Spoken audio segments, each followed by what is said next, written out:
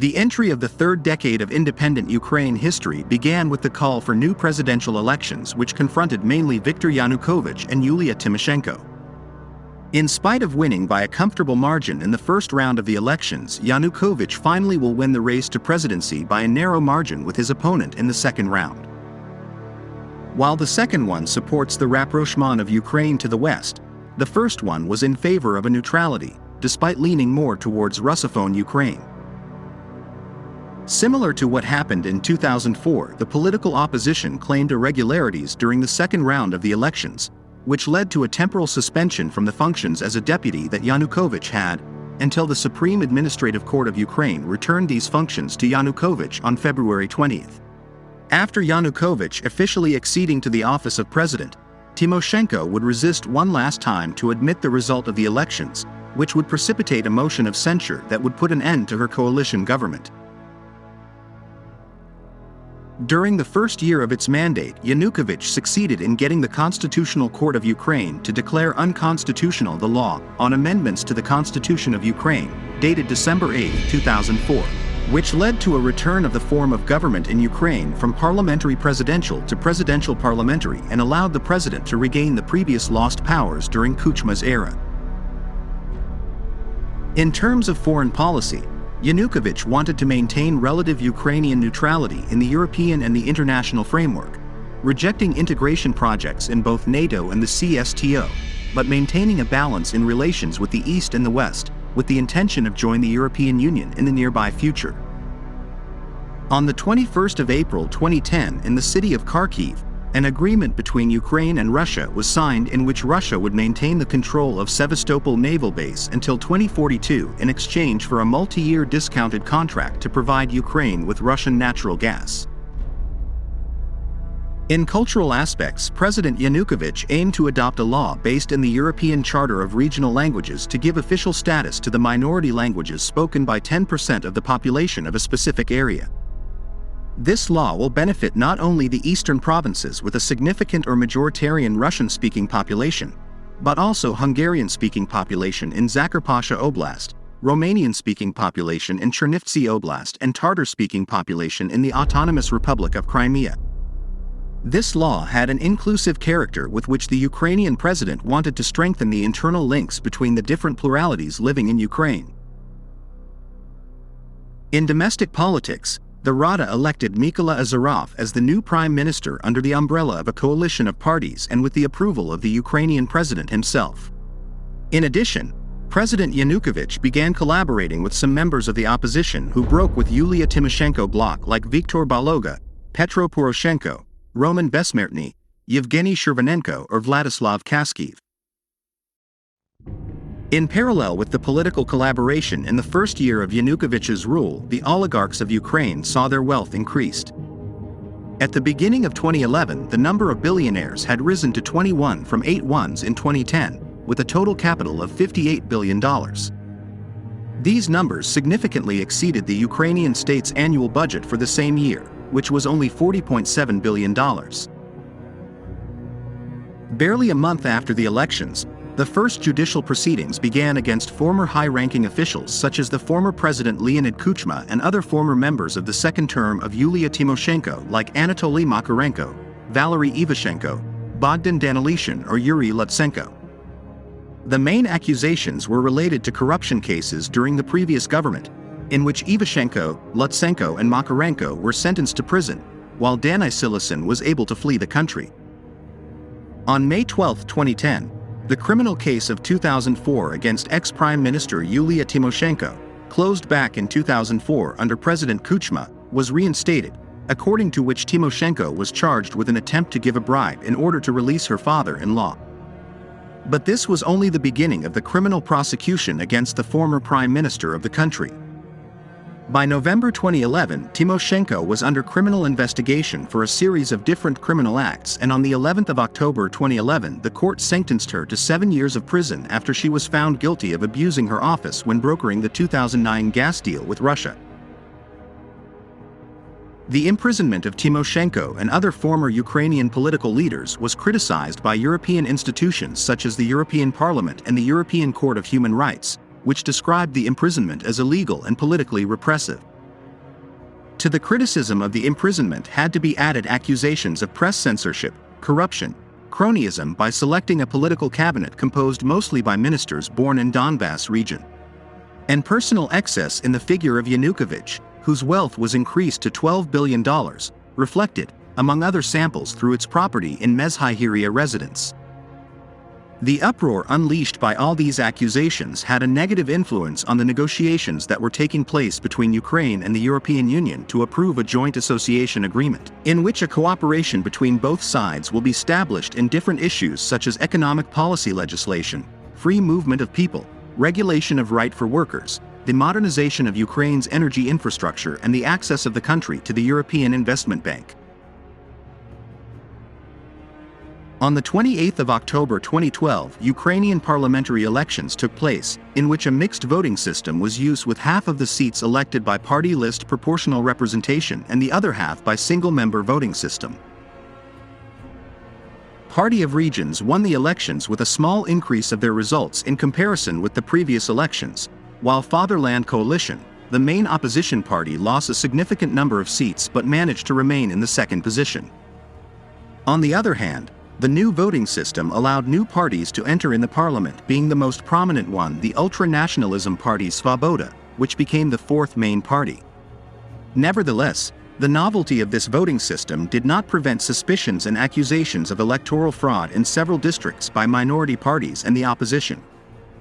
As a result, elections would have to be repeated in several constituencies during 2013 and early 2014.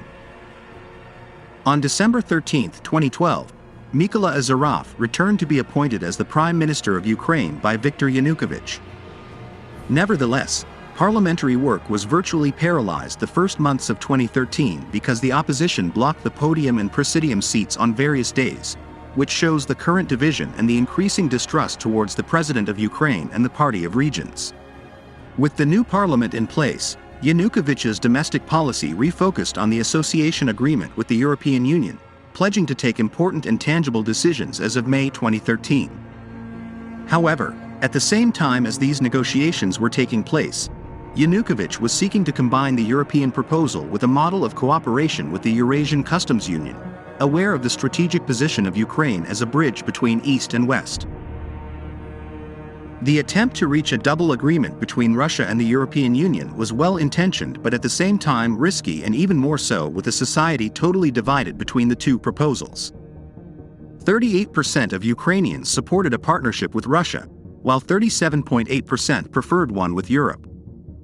At the same time, 41% of Ukrainians considered that the priority for Ukraine had to be integration with the European Union, while 33%, on the contrary, were in favor of a customs union with Russia. On September 18, 2013, Ukrainian government approved the draft association agreement, and during the following weeks there were several debates in the Rada whose results showed the real confidence in the approval of all the laws needed to fulfill the European Union requirements. However, on November 21, one of these requirements, the freedom of former Prime Minister Yulia Tymoshenko to receive medical treatment, was rejected. The same day, Ukrainian government decree suspended preparation for signing of the association agreement, and Yanukovych fully committed to the trilateral treaty under pressure from Russia. That night, the first demonstration took place in Kiev, and more concretely in the central Maidan Nizalezhnosti, where a few thousands of citizens to protest against the government's decision. During the next day, the protest spread to other cities of Ukraine such as Vinnytsia, Donetsk, Kryvyi Rog, Sumy, Kharkiv, and Chernivtsi in small number too. But on the 24th of November, 50,000 to 100,000 people gathered to the square after opposition parties began to lead the protests. During that night, radical protesters linked with Svoboda attempted to storm the government building but failed following Berkut's special police unit's intervention.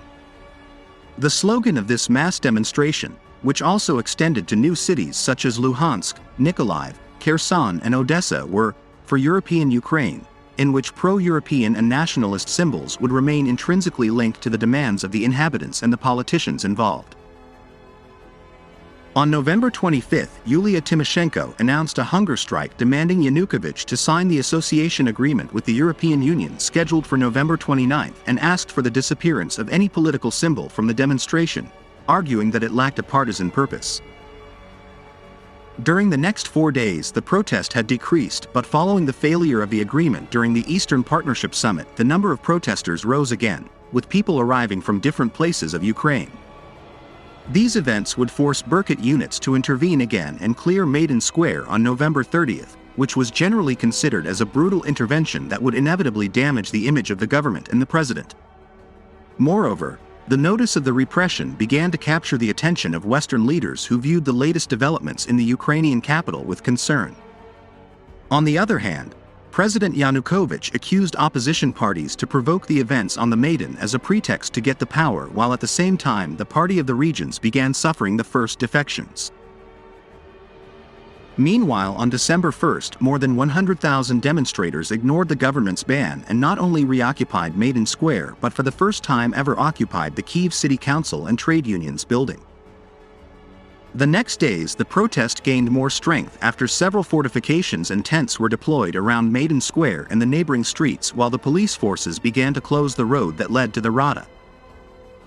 The meeting between Viktor Yanukovych and Vladimir Putin on the 6th of December 2013 only intensified the protests, whose number of demonstrators would reach close to 1 million nationwide by December 8th.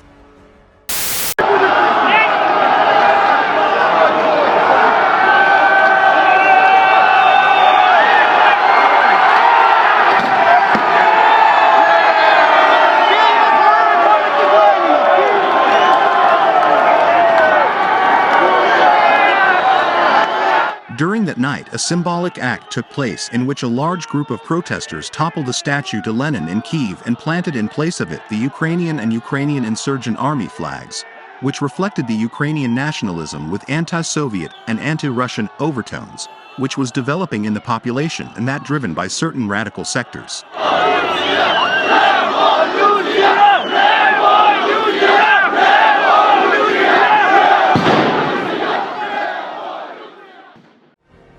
On the 11th of December, Berkut and internal troops surrounded Maidan Square and began clearing the barricades from the boundaries with relative peace. However, the police forces attempted to raid Kyiv City Hall to expel the demonstrators failed, which resulted in dozens of people injured from both sides. With each crackdown, the protest movement was growing more and more as the flow of protesters into Kiev did not seem to cease. With European negotiations stalled, the Ukrainian government increasingly advocated an agreement with Russia under the objective of the restoration of Russian customs regulations on imports from Ukraine. The new agreement was signed on December 17 without compromising the Ukraine status regarding the custom union of Belarus, Kazakhstan and Russia and the possibility of Ukraine association with the European Union. On December 22, new changes in the drift of the demonstration took place. Firstly, the protest began to become politicized following the creation of a nationwide political movement called Maidan People's Union by major opposition parties and non-partisans. And secondly, the protest became more violent when they became acquainted with the Maidan movement.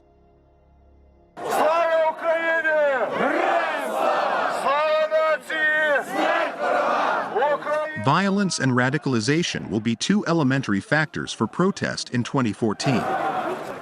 During the first day of 2014, 15,000 demonstrators held a torchlight march through Kyiv in support of the 105th birthday of Stepan Bandera, a controversial hero of the modern history of Ukraine due to its collaboration with the German army and its opposition against Soviet army during the Second World War.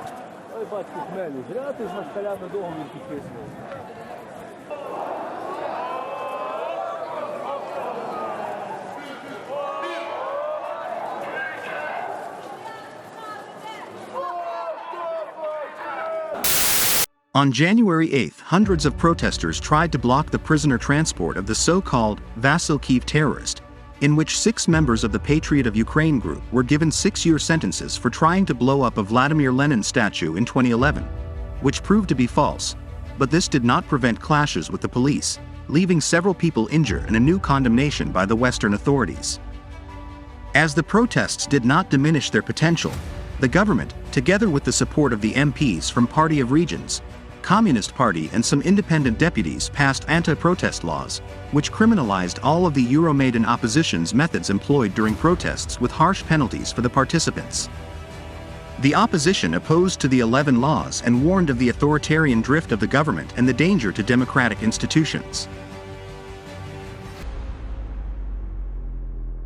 On January 19, Sunday mass protest took place, gathering up to 200,000 in central Kyiv to protest the new anti-protest laws, dubbed the dictatorship laws. The leaders of the Maidan protest, along with the opposition leaders, demanded the establishment of a new parliament and presidential elections.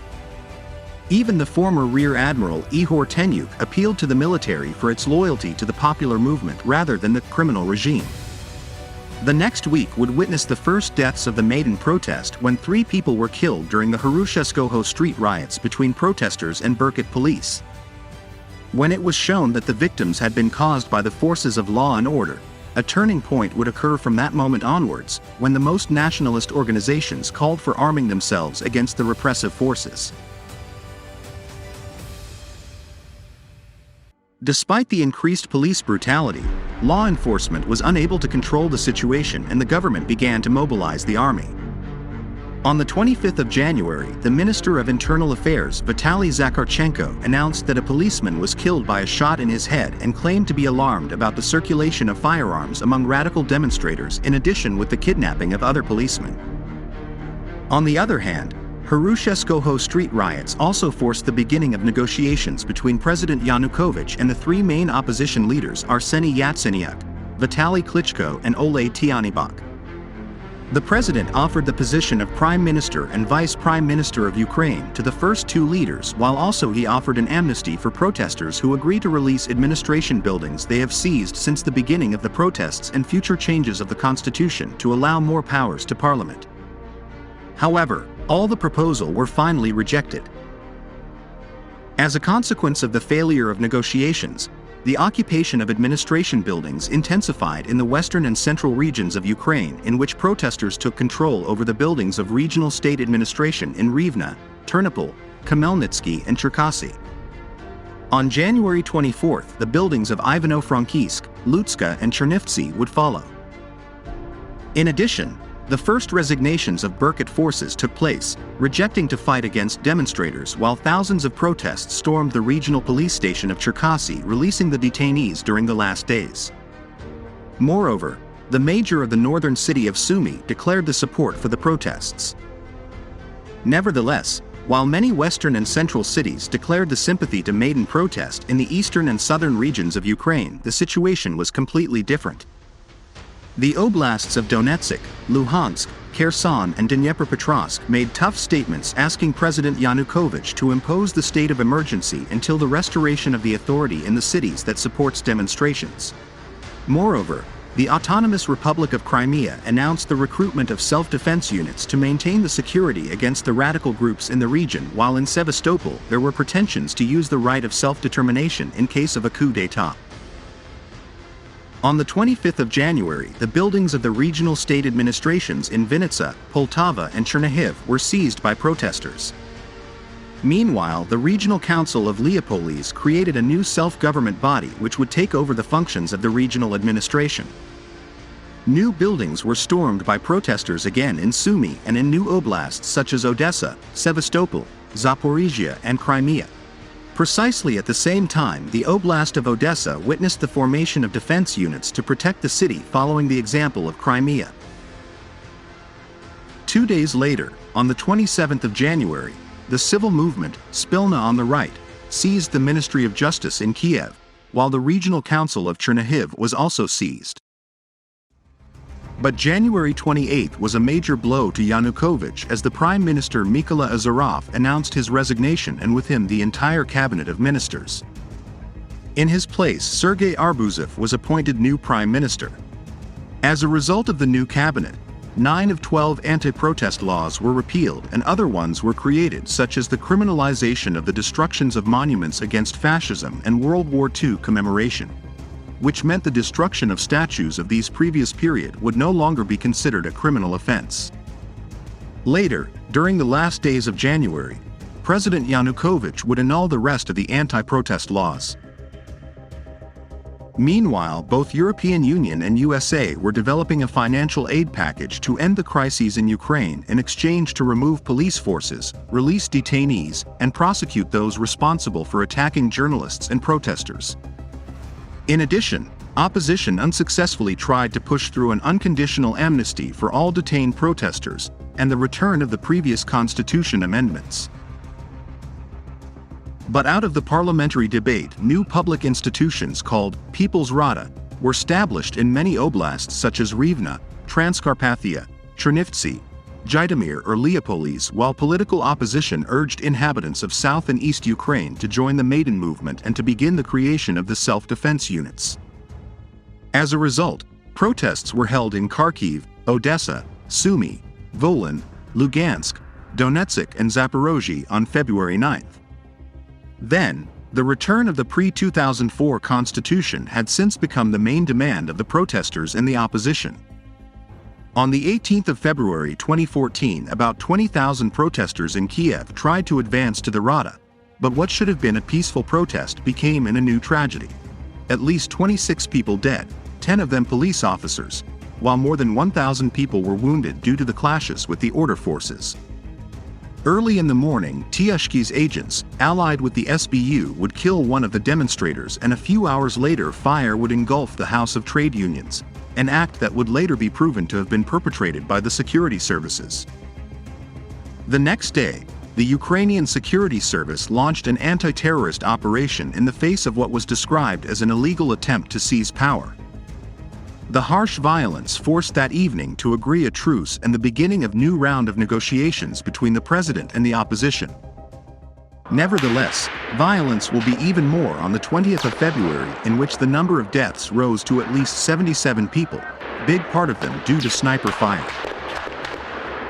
The state of emergency was about to be implemented, and under big pressure on the 21st of February, an agreement between President Yanukovych and opposition leaders was signed under the promise of the return of 2004 constitution, early elections in 2014, and withdrawal of security forces from the center of the capital. Only the radical groups such as Right Sector opposed to the agreement. However, that day another extraordinary event took place. At the evening, police officers guarding the presidential and government sector of Kiev had disappeared.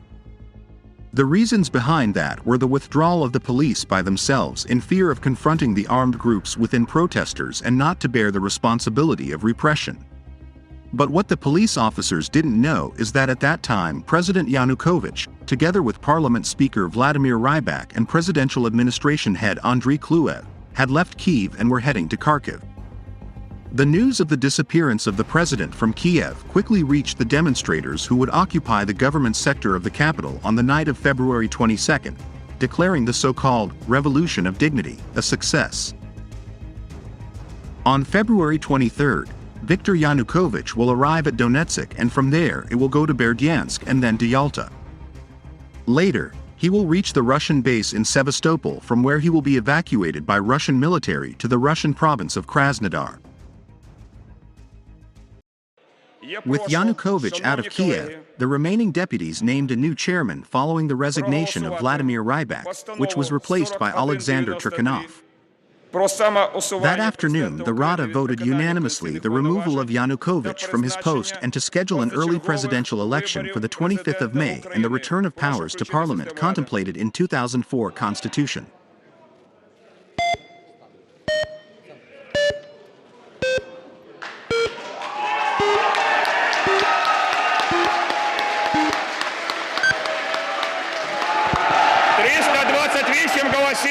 Рішення прийнято!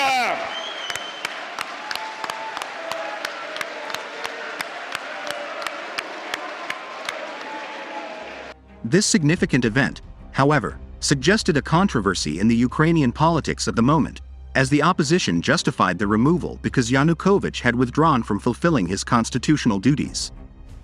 Nevertheless, regarding the agreement signed on February 21st, the return to 2004 constitution should be signed by the president, who at that time wasn't present in the political process. Moreover, the 2004 constitution stipulated that the conditions to end the mandate of the presidency should be resignation, wealth problems, removal proceedings or death. Concretely, the removal proceedings were very complex and required two-thirds of parliamentary support to initiate the process, the creation of a commission of investigation, a new round of voting to approve the removal with three-quarters of support needed, and a final decision of the Constitutional Court. This process was impossible to be carried out in only one day and wasn't impossible to accomplish without the presence of all the deputies, as only 73% of the parliament were present that day. Regardless of the controversy that has arisen through this matter, that 2014 marked a change in the before and after of Ukrainian history. The embers of the Orange Revolution had resurfaced and led to the success of its promoters, embers that, on the contrary, would revive a fire that had been dormant in the east of the country for decades.